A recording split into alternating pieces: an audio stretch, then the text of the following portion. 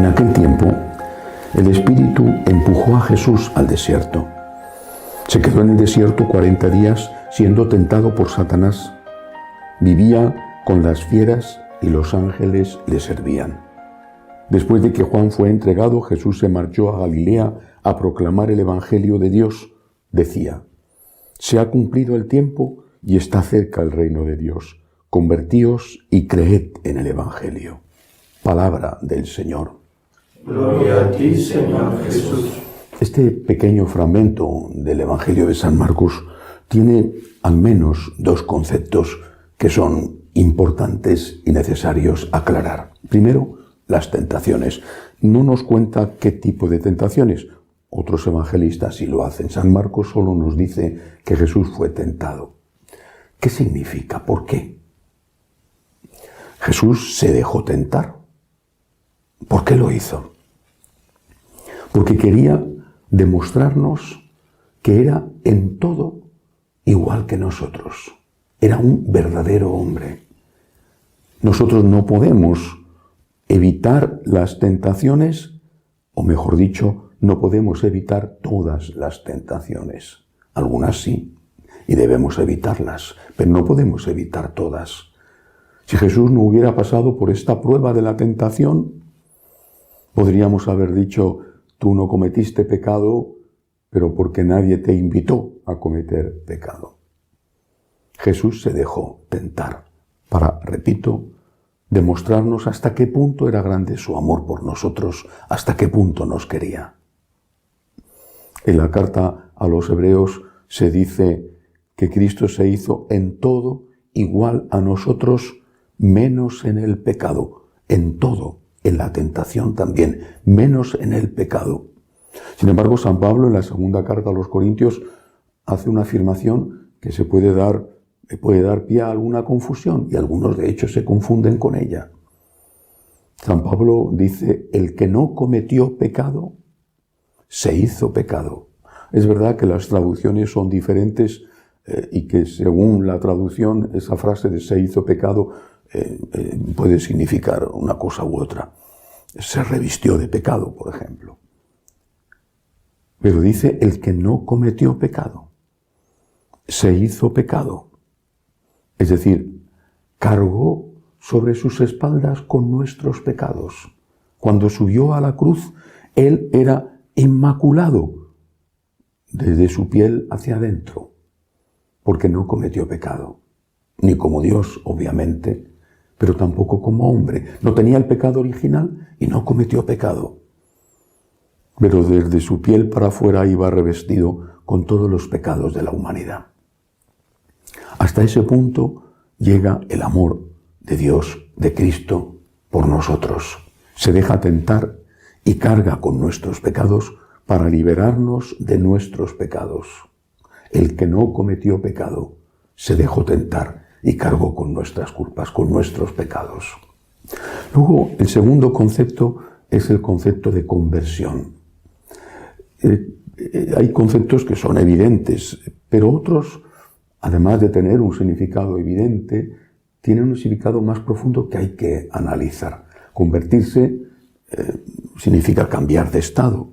Por ejemplo, el agua se convierte en hielo. Bueno, sigue siendo H2O, pero ahora es en forma cristalina. Bueno, convertirse significa volver a algo, volver al bien o volver al mal. Uno se puede convertir en un violento, por ejemplo, por los motivos que sea. Esta persona era pacífica, pero se ha convertido en una persona agresiva. ¿Qué significa convertirse? ¿Qué significa para Jesús convertirse? Cuando dice que predicaba el Evangelio y decía que había que convertirse, ¿qué quería decir el Señor?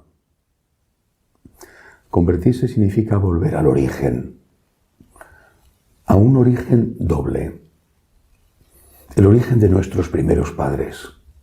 Cuando en el paraíso, antes de cometer el primer pecado, vivían en confianza, en intimidad, en confianza con Dios y en obediencia. No comáis del fruto del árbol de la ciencia del bien y del mal. Y no comían. hasta que fueron tentados y cayeron en la tentación. Convertirse, por lo tanto, significa volver a ese origen en el cual tenemos confianza en Dios. Es tan necesaria hoy la confianza, tan necesaria.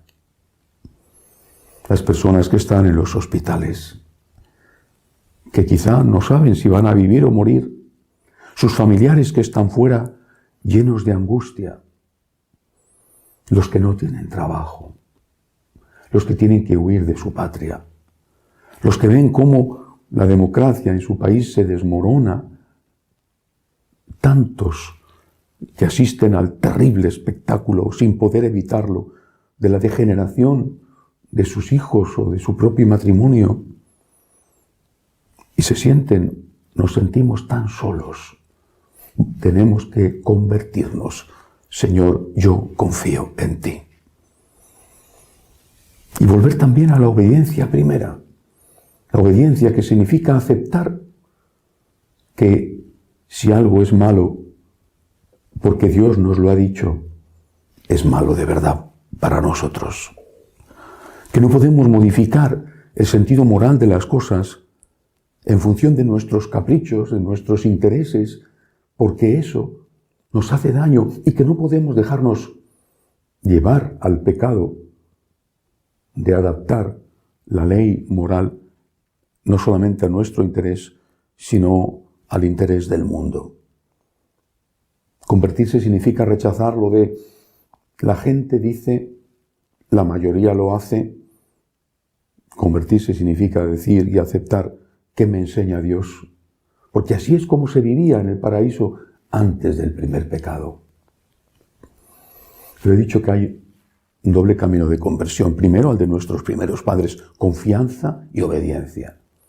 Y después hacia esa nueva creación, que es la que empieza con la Santísima Virgen María, la nueva Eva, y con nuestro Señor Jesucristo, el nuevo Adán, en este caso, Dios hecho hombre.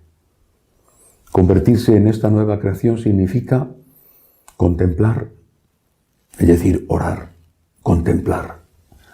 Contemplar a Cristo en Belén, contemplar a Cristo predicando, contemplar a Cristo complicándose la vida para hacer milagros que ayudaran a la gente. Contemplar a Cristo crucificado, contemplar a Cristo resucitado, contemplar y agradecer. Por lo tanto, Cristo se deja tentar.